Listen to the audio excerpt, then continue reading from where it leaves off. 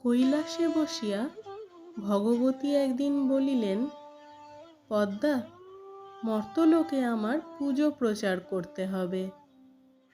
পদ্মা বলিলেন, মা, কি করে হবে? ভগবতী বলিলেন, আমি মর্তে গিয়ে বুড়ি বামনির বেশে পুজো প্রচার করব। অমনি ভগবতী কৈলাস থেকে মর্তে এসে ধনপতি বেনের বাড়িতে গিয়ে ভিক্ষা চাইলেন। ভর দুপুরবেলা রোদ ঝাঁ ঝাঁ করছে। বামনি ভিক্ষে নিতে এসেছে। বেনে বউ তাড়াতাড়ি থালায় করে ভিক্ষে দিতে গেল। বুড়ি বললেন, মা, তোমার ক ছেলে মেয়ে? বেনে বউ বললে, আমার 7 মেয়ে, ছেলে হয়নি। যেই সেই কথা শোনা অমনি বুড়ি বললেন, কন্যা আটকুড়ির মুখ দেখতে আছে, কিন্তু পুত্র আটকুড়ির মুখ দেখতে নেই, আমি ভিক্ষে নেব না। এই না বলে বুড়ি লাঠি ঠকঠকিয়ে চলে গেল। আর কিছু দূরে গিয়ে একটি বটগাছ তলায় বসল। এদিকে বেনে বউ সেই কথা শুনে আছাড় খেয়ে কাঁদতে লাগলো। সেই কান্না শুনে 7 মেয়ে, বেনে ও দাসদাসী সবাই ছুটে এসে জিজ্ঞাসা করল। তখন বেনে বউ বুড়ির সব কথা বললে। তা শুনে বেনে বুড়িকে খুঁজতে বেরোলো। এদিক ওদিক খুঁজতে খুঁজতে দেখলে বটগাছ তলায় ঠেস দিয়ে বুড়ি ঝিমোচ্ছে। বেনে অমনি বুড়ির পা দুটো জড়িয়ে বলে, মা, তুমি আমার বউয়ের হাতে ভিক্ষা না নিয়ে চলে এসেছো? তা মা, দয়া করে আমার ছেলে হবার উপায় করে দাও।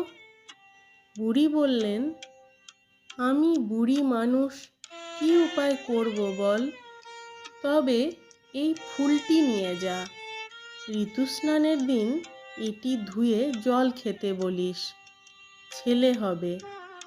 বেনে ফুলটি নিয়ে বাড়ি গিয়ে বউয়ের হাতে দিয়ে সব বললে। দেখতে দেখতে বেনে বউ ঋতুস্নান করলে। তারপর মা দুর্গাকে স্মরণ করে ফুলটি ধুয়ে জল খেলে। বেনে বউ পোয়াতি হলো। 9 মাসে ঘটা করে বেনে 7 দিল। 10 মাস 10 দিনে ব্যথা উঠল। ছেলে আর কিছুতেই হয় না। চারিদিকে লোকজন ছুটোছুটি করছে। এদিকে ভগবতীর আসন টলল। তিনি বুড়ির বেশ ধরে বেনে বাড়ির খিড়কির ধারে এসে দেখলেন, কত লোক যাতায়াত করছে, কতজনে কত কথা বলছে। তিনি একজনকে জিজ্ঞেস করলেন, হ্যাঁ মা, এখানে এত গোলমাল কিসের? সে তখন বললে, তুমি বুঝি কিছু জানো না? বুড়ি বয়সে বেনে বউ পোয়াতি হয়েছে। আজ 4 দিন হলো ব্যথা হচ্ছে, তবু ছেলে হচ্ছে না। বুড়ি বললে, আমি একবার দেখতে পারি? সে বললে, কেন পারবে না? তুমি ভেতরে যাও। বুড়ি বরাবর আতুর ঘরে গিয়ে লোকজনকে বললেন, তোমরা বাছা ঘর থেকে বেরিয়ে যাও, আমি পোয়াতিকে একবার দেখি। সকলে ঘরের বাইরে গেল। ভগবতী অমনি পেটে পদ্মহস্ত বুলিয়ে দিলেন। অমনি ছেলে জন্ম নিল। এরপর তিনি বেনে বউকে এই ছেলের নাম জয়দেব রাখার আদেশ দিয়ে চলে গেলেন। এরপর আবার কিছুকাল পরে ভগবতী বুড়ি বামনি বেশে মর্তে এলেন। সে দেশের লক্ষ্যপতি বেনের বাড়িতে গিয়ে ভিক্ষা চাইলেন। বেনে বউ তাড়াতাড়ি থালা সাজিয়ে ভিক্ষে নিয়ে গেল। বুড়ি বললেন, হ্যাঁ মা, তোমার ক ছেলে ক মেয়ে? বেনে বউ বললে, আমার 7 ছেলে, মেয়ে হয়নি। বুড়ি বামনি বেশি ভগবতী সেই শুনে বললেন, বাপরে, পুত্র আটকুড়ির মুখ দেখতে আছে, কিন্তু কন্যা আটকুড়ির মুখ দেখতে নেই। আমি ভিক্ষে নেব না। এই বলে বুড়ি চলে গিয়ে একটা বট গাছের তলায় বসলেন। এদিকে বেনে বউ আছাড় খেয়ে কাঁদতে লাগলো। কান্না শুনে লোকজন ছুটে এসে জিজ্ঞাসা করলো। তখন বেনে বউ বুড়ি বামনির সব কথা বলল। এই শুনে লক্ষ্যপতি বেনে তার লোকজন নিয়ে বুড়িকে খুঁজতে বেরোলো। খুঁজতে খুঁজতে দেখলে সেই বুড়ি বট গাছে ঠেস দিয়ে ঝিমুচ্ছে। তখন সে বুড়ির পা ধরে সব কথা বললে। বুড়ি শুনে ঝুলি থেকে একটি ফুল নিয়ে তার হাতে দিয়ে বললেন, এই ফুলটি ধুয়ে ঋতুস্নানের দিন জল খেতে বলো, তার মেয়ে হবে। লক্ষ্যপতি বাড়ি গিয়ে ফুলটি বউয়ের হাতে দিয়ে বুড়ির সব কথা বললে। এদিকে লক্ষ্যপতির বউ ফুল ধুয়ে জল খেয়ে ঋতুস্নানের পর পোয়াতি হলো। 9 মাসে ঘটা করে সাধ হলো। 10 মাস 10 দিনে প্রসব ব্যথাতে কষ্ট পেতে লাগলো। কত ধাই এলো, কত কবরেজ এলো, কিন্তু কেউ কিছুই করতে পারলে না। এদিকে কৈলাসে ভগবতীর আসন পুনরায় টলল।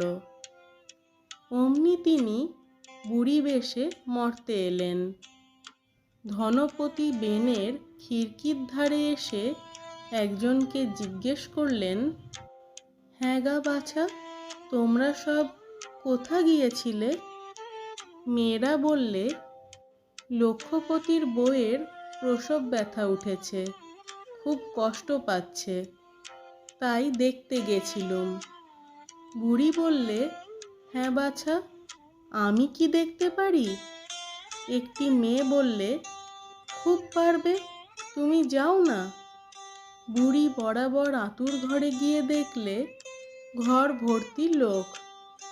বুড়ি বললেন, তোমরা সব একটু বাইরে যাও, আমি একটু দেখি।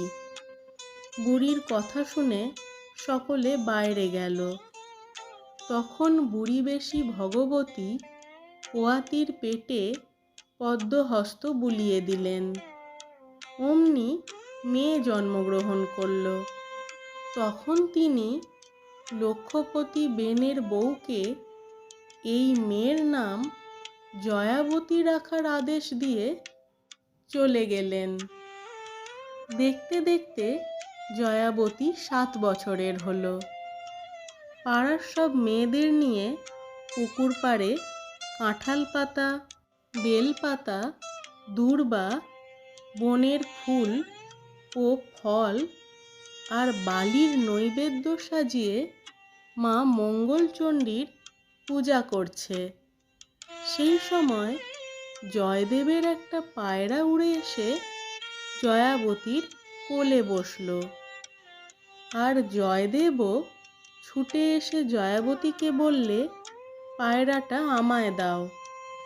অমনি জয়াবতী বলে উঠল, বাহ, আমার কোলে উড়ে এসে বসলো, আমি তোমায় কেন দেব? জয়দেবও ছাড়বার পাত্র নয়। শেষে অনেক তর্ক বিতর্ক করে পায়রা নিয়ে জিজ্ঞেস করলে, এ তোমরা কি করছো? জয়াবতী বললে, মা মঙ্গলচণ্ডীর পূজা করছি। জয়দেব বললে, এ পূজা করলে কি হয়? জয়াবতী বললে, হারালে পায়, মলে জিওয়ে, খাঁড়ায় কাটে না, আগুনে পোড়ে না, জলে ডোবে না, সতীন মেরে ঘর হয়, রাজা মলে রাজা পায়। এই কথা শুনে জয়দেব পায়রা নিয়ে বাড়ি এসে গোঁসা ঘরে ঢুকল। বেলা দুপুর হলো, ছেলে এখনো নাইলে না, খেলে না, কোথায় গেল?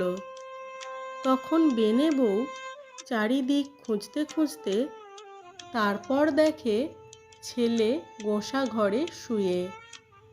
তখন ছেলের কাছে গিয়ে মাথায় হাত বুলিয়ে আদর করে জিজ্ঞেস করলে, অসময়ে এমন করে শুয়ে কেন বাবা? জয়দেব বললে, মা, আমায় যদি ওই ধনপতি বেনের মেয়ে জয়াবতীর সাথে বিয়ে দাও তবে আমি খাবো, নইলে খাবো না। ছেলের কথা শুনে মা বললে, এই কথা? তার জন্যে ভাবনা কি? ওরা বাছা আমাদের পাল্টি ঘর, তুই ওঠ, না খা, আমি তোর বাবার সঙ্গে কথা বলে সব ঠিক করছি। লক্ষ্যপতি তখন ভেট পাঠিয়ে বিয়ের সব ব্যবস্থা করলে। জয়াবতীর পিতা রাজি হলো। ধনপতি মেয়েকে আশীর্বাদ করে গেল। কুলপুরোহিত দিয়ে জ্যৈষ্ঠ মাসের মঙ্গলবারে বিয়ের দিন স্থির করলে। খুব ঘটা করে জয়দেবের সহিত জয়াবতীর বিয়ে হয়ে গেল। বর কন্যা উভয়ে বাসর ঘরে আনিত হলো।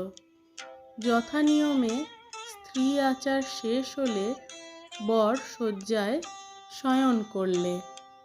জয়াবতী চঞ্চলা, চোখে ঘুম নেই। তাই দেখে জয়দেব নিদ্রার ভান করে শয্যায় পড়ে রইল। জয়াবতী পতিকে নিদ্রিত মনে করে ধীরে ধীরে শয্যায় উঠে বসল, আর আঁচলের খুঁট খুলে গদ বের করে যখন খাচ্ছে তখন জয়দেব চোখ মেলে বললে, আমি যা জিজ্ঞেস করি তা সত্য বলো। আমাকে তুকতাক বা গুণগান করলে? জয়াবতী বললে, আমি তুকতাক জানি না, গুণগান কাকে বলে শুনিনি। আজ জয় মঙ্গলবার, তাই গঁদ গিললুম। জয়দেব জিজ্ঞেস করলে, এ পুজোর ফল কি? জয়াবতী বললে, এ পুজোর ফল অনন্ত। বিয়ের আগে তোমায় আমি বলেছিলুম। পরদিন সকালে 7 ডিঙা নানা ধন রত্নে পূর্ণ হলো। বর কনে বিদায় নেবে। কিছু জলযোগের পর বর বধূ বিদায় নিলে। ডিঙিতে চেপে যাত্রা শুরু করলে। ডিঙি ছাড়ল। চারিদিকে অনন্ত জলরাশি, ঢেউয়ের পর ঢেউ, যেদিকে চাও কুলকিনারা নেই। জয়দেব জয়াবতীকে বললে, প্রিয়ে, এখানে জলদস্যুর বড়ই উৎপাত। তোমার গায়ে গহনা থাকা নিরাপদ নয়। এক কাজ করো, তোমার গহনাগুলো খুলে দাও। জয়াবতী তাই করলে। জয়দেব একটা রূপোর বাটায় ভরে মাঝ নদীতে তা ফেলে দিলে। এমন সময় একটা রাঘব বোয়াল বাটাটা গিলে ফেললে। তাই দেখে জয়াবতীর প্রাণ কেঁপে উঠল। মনে মনে জয়মঙ্গলচণ্ডীকে স্মরণ করে বললে, মা, আমার অদৃষ্টে কি এই ছিল? সকলই তোমার ইচ্ছা মা। এদিকে 7 ডিঙি হেলতে দুলতে উজ্জয়িনীর ঘাটে এসে ভিড়লে। বর এসেছে রবে চারিদিক মুখরিত হলো। আগে থেকে পথে পথে কদলী বৃক্ষ ও পুষ্পমালা সজ্জিত হয়েছিল। শত শত দাসদাসী ও লোকজন বরবধূকে নিয়ে যাওয়ার জন্য ঘাটে এসে উপস্থিত হলো। দেখে সকলে স্তম্ভিত, বিস্মিত, অবাক। বিপুল ধনের অধিপতি লক্ষপতি সদাগরের একমাত্র কন্যার গায়ে একটাও গহনা নেই, পরনে সামান্য একটা শাড়ি। 7 ভাইয়ের বোন নানা জনে নানা কথা বলতে লাগলো। জয়দেবের কানে এ কথা গেল। সে বললে, তোদের অত কথায় কাজ কি, তোরা চুপ করে থাক। ইস, বিয়ে হতে না হতেই শ্বশুরবাড়ির এত টান, না জানি এরপর আরও কত কি হবে। বলে 7 বোন মুখ বেঁকিয়ে চুপ করে রইল। সব লোকের ব্যঙ্গ বিদ্রূপ শুনে বেনে বউয়ের প্রাণে শেল বিঁধল। যার যেমন বরাত ভেবে যথারীতি বরণ করে বর বধূকে ঘরে তুললেন। আজ বউ ভাত, আশেপাশে 7 গ্রাম নিমন্ত্রিত, আত্মীয় কুটুম্বে বেনে বাড়ি পূর্ণ। জেলেদের মাছের ফরমাস দেওয়া ছিল, সকলেই খালি হাতে ফিরে এলো। বেনে এর কারণ জিজ্ঞেস করলে তারা বললেন, হুজুর, আমরা যেখানে যত জলাশয় আছে তন্ন তন্ন করে জাল ফেলেছি, কিন্তু একটা আঁশও পাওয়া গেল না। সেই কথা শুনে জয়াবতী ননদদের দিয়ে বলে পাঠালে সাগরে জাল ফেলতে। সেই কথা শুনে জেলেরা সাগরে গিয়ে জাল ফেলতেই 7 হাত লম্বা সেই রাঘব বোয়ালটি ধরা পড়ল। জেলেরা সেই মাছ এনে দিলে। সকলের আনন্দের সীমা রইল না। দাসীরা মাছ কুটতে গেল, কিন্তু মাছের গায়ে বঁটি বিঁধল না। তখন জয়াবতী ননদদের জানালে, মাকে বলো কাপড়ের একটি কাণ্ডার করে দিক, আমি তার মধ্যে বসে মাছ কুটে দেব। বেনে বউ একথা শুনে হেসে বললেন, পাগল মেয়ে, ও কি এই রাঘব বোয়াল কুটতে পারে? জয়াবতী বারবার বলাতে কাপড়ের কাণ্ডার হলো। জয়াবতী তার মধ্যে প্রবেশ করে মনে মনে মা মঙ্গলচণ্ডীর পাদপদ্ম স্মরণ করে মাথার যে কাজললতা ছিল তাই দিয়ে মাছের গায়ে ঠেকালে।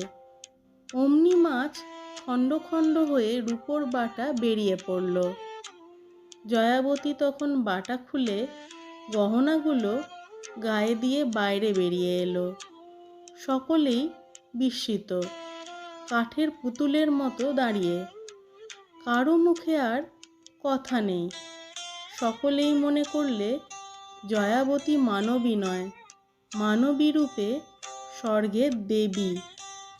কিছুক্ষণ পরে আনন্দে সকলেই বললে, জয়াবতী যখন অন্যের অসাধ্য কাজ করে মাছ কুটেছে, তখন ওকেই রান্না করতে হবে, না হলে আমরা খাবো না। তাই শুনে আর দেখে বেনে বউ বলে, ও মা, সে কি কথা, ও আমার অত ছোট বৌমা, ও কি রাঁধতে পারে? জয়াবতী শুনে শাশুড়িকে জানালে, আমিই রাঁধব, কেউ যেন আপত্তি না করে। অমনি রান্নাঘর পরিষ্কার হলো, নূতন উনান তৈরি হলো। সমস্ত আয়োজন ঠিক হলে জয়াবতী রন্ধনগৃহে প্রবেশ করে গলায় আঁচল দিয়ে মা মঙ্গলচণ্ডীকে স্মরণ করে বললে, জননী, তোমার পাদপদ্মই আমার ভরসা। মনে মনে এই বলে রাঁধলে। রন্ধনের সুরভিত গন্ধে চারিদিক আমোদিত হলো। তাই দেখে সকলে বলে উঠল, নববধূ পরিবেশন না করলে আমরা আহার করব না। তাই হলো, হাজার হাজার লোক লাইন দিয়ে খেতে বসে গেল। আর জয়াবতী মাকে স্মরণ করে পরিবেশন করতে লাগলো। সকলে খেয়ে তৃপ্তি লাভ করলে। সকলেই বললে, এমন খাওয়া কোথাও খাই নাই। কামনা করি জয়াবতী একটি সুসন্তান লাভ করুক। তার অন্নপ্রাশনে আমরা এমনি সকলে খাবো। তখন জয়াবতীর বয়স 11। মা মঙ্গলচণ্ডীর দয়ায় তার গর্ভের লক্ষণ প্রকাশ। 3 মাসে কানাকানি, 4 মাসে জানাজানি, 5 মাসে দধি মিষ্টি, 7 মাসে ভাজা, 9 মাসে সাধ দেওয়া হলো খুব ঘটা করে। 10 মাস 10 দিন পূর্ণ হলে শুভক্ষণে, শুভ লগ্নে, শুভ তিথিতে বিনা কষ্টে অন্যের অজ্ঞাতসারে এক দেবতুল্য পুত্র প্রসব করলে। আত্মীয় কুটুম্ব, দিন দুঃখী সকলকে যত্নে ধনরত্নাদি ও মিষ্টান্ন প্রভৃতি বিতরণ করা হলো। সকলে নবজাত পুত্রকে মনের সুখে আশীর্বাদ করে চলে গেল। 5 দিনের দিন জয়াবতী ছেলে শুইয়ে স্নান করতে গেল। আর সেই অবসরে জয়দেব ঘরে গিয়ে ছেলেকে পাঁচুটের পনের ভিতর ফেলে দিয়ে এলো। মা দুর্গার আসন টলল। মা ব্রহ্মাকে ছেলে রক্ষা করার জন্য বললেন। ব্রহ্মা পণ থেকে তুলে ছেলে কোলে নিয়ে বসে রইলেন। জয়াবতী স্নান করে এসে দেখে এক সুপুরুষ ব্যক্তি ছেলে কোলে নিয়ে বসে আছেন। পরিচয় জিজ্ঞেস করায় ব্রহ্মা বলেন, আমি যেই হই, জানবার কোনো প্রয়োজন নেই।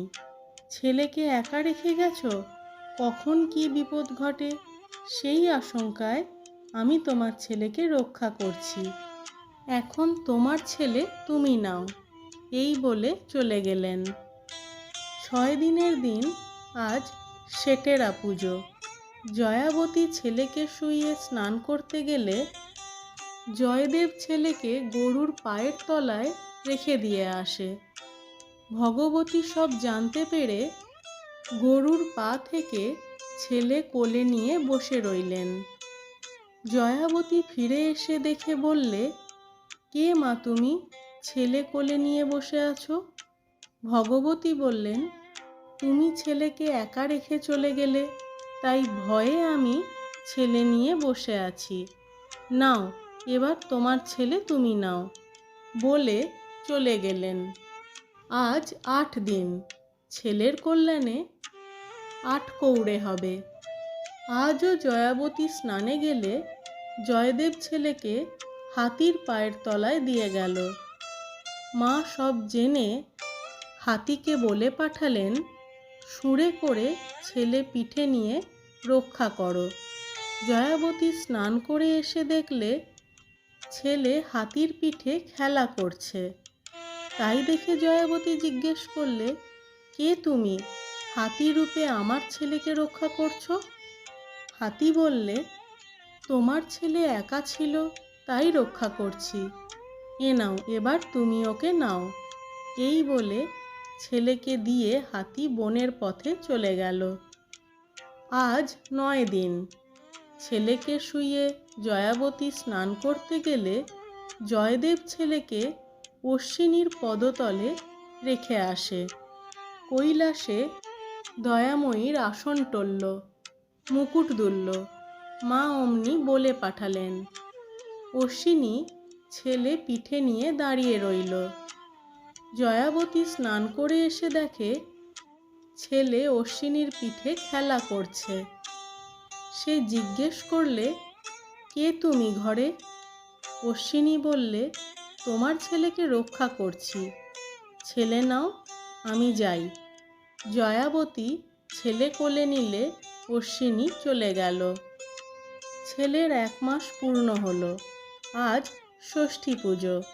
জয়াবতী ছেলেকে তেল হলুদ মাখিয়ে স্নান করিয়ে শুইয়ে রেখে নিজে স্নান করতে গেল। আর জয়দেব ছেলেকে নিয়ে পুকুরের পাঁকে পুঁতে দিয়ে এলো।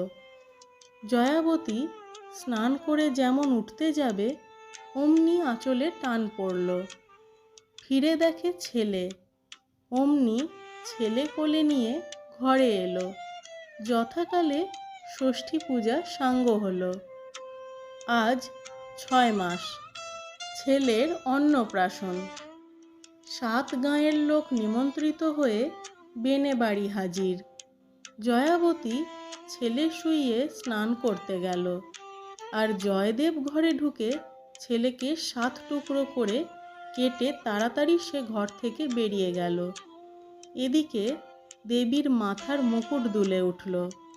তিনি তখন অমৃতকুণ্ডের অমৃত নিয়ে বেনে বাড়ি গিয়ে ছেলের কাটা অঙ্গে ছিটিয়ে দিলেন। ছেলে যেমন ছিল তেমনি হলো, আর কোলে নিয়ে বসে রইলেন। জয়াবতী স্নান করে ফিরে এসে দেখে জিজ্ঞেস করলে, তুমি কে মা? ভগবতী বললেন, আমি যেই হই, তোমার ছেলে নাও। এই বলে জয়াবতীর কোলে ছেলে দিয়ে চলে গেলেন। জয়দেব ঘরে এসে বললে, জয়াবতী, তোমার ব্রতের সবগুলোই তো ঠিক হলো, কিন্তু একটা তো হলো না। জয়াবতী বললে, সময় হলেই হবে। কিছুদিন বাদে সে দেশের রাজা মারা গেলেন। রাজা শ্বেত হাতি রাজা খুঁজতে বেরোলো। বেরিয়ে জয়দেবকে দেখতে পেয়ে শুঁড়ে তুলে পিঠে নিয়ে সিংহাসনে বসিয়ে দিলে। জয়দেব রাজা হলো, জয়াবতী রানী হলো। সুখ স্বাচ্ছন্দ্যে ঘর সংসার করতে লাগলো। মা মঙ্গলচণ্ডীর পুজো চারিদিকে প্রচার হলো। কিছুদিন রাজত্ব করবার পর ছেলে মেয়ের বিয়ে দিলে। তারপর স্বর্গ থেকে রথ এলো। জয়াবতী ও জয়দেবকে রথে করে নিয়ে গেল। সোনার মঙ্গলচণ্ডী রূপোর বালা। কেন মা মঙ্গলচণ্ডী এত বেলা? হাসতে হাসতে, তেল হলুদ মাখতে, শাঁখা শাড়ি পরতে, অঘাট ঘাট করতে, অপথ পথ করতে, চোরের বন্ধন ঘুচাতে, অবিবাহিতের বিয়ে দিতে, নির্ধনীকে ধন দিতে, হাপুতির পুঁথ দিতে, কানার চক্ষু দিতে, অন্ধের নড়ি দিতে, অরাজকের রাজ্য দিতে, তাই এই বেলা। এই মন্ত্র 3 বার বলিয়া প্রণাম করিবে, তৎপরে গদ খাইবে। অথ জয়মঙ্গলচণ্ডী ব্রত সমাপ্ত।